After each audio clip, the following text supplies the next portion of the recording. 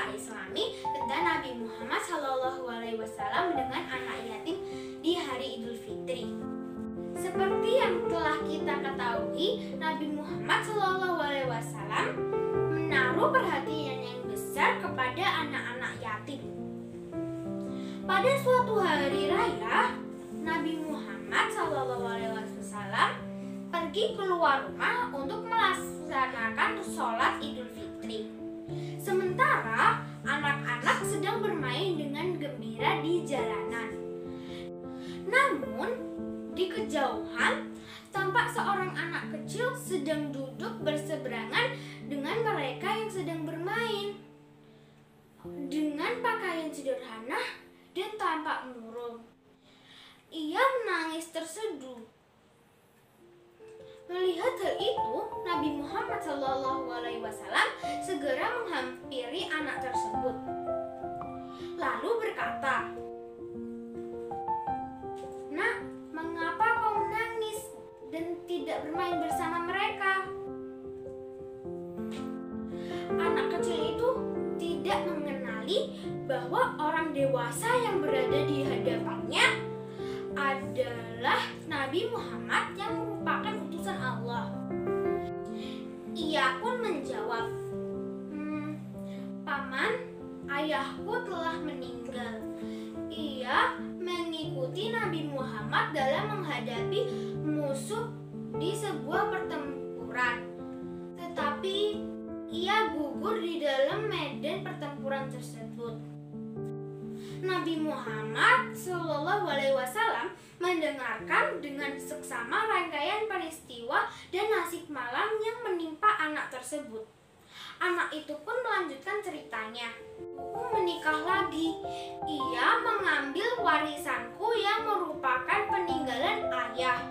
Sedangkan suaminya mengusirku. Kini aku tak memiliki apapun. Dan hari ini aku melihat teman sebayaku merayakan hari raya bersama ayah mereka. Perasaanku dikuasai kehampaan tanpa ayah. Karena itulah aku menangis." Mendengar penjelasan dari anak malang itu, hati Nabi Muhammad SAW runtuh. Ternyata masih ada anak-anak yatim dari sahabat yang gugur membela agama dan Rasulnya dan mengalami nasib malang seperti anak itu. Namun, Nabi Muhammad segera menguasai diri. Nabi yang duduk berhadapan dengan anak itu segera menggenggam tangannya.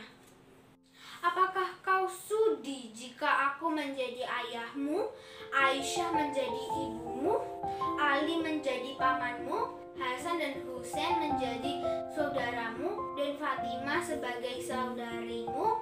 tanya Nabi Muhammad.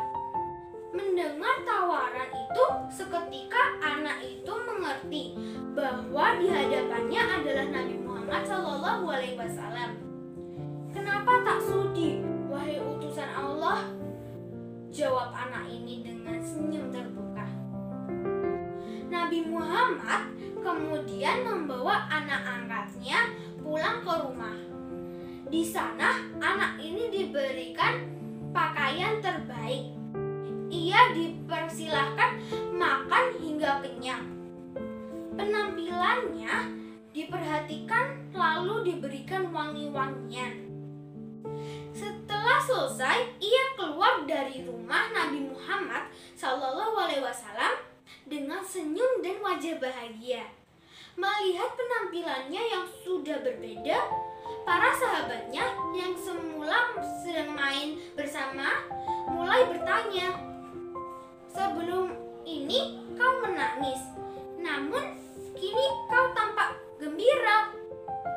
"Benar sahabatku, tadinya aku lapar, tapi sekarang tidak lagi. Aku sudah kenyang. Dulunya aku memang tidak berpakaian bagus, tapi kini lihat aku menggunakan pakaian bagus.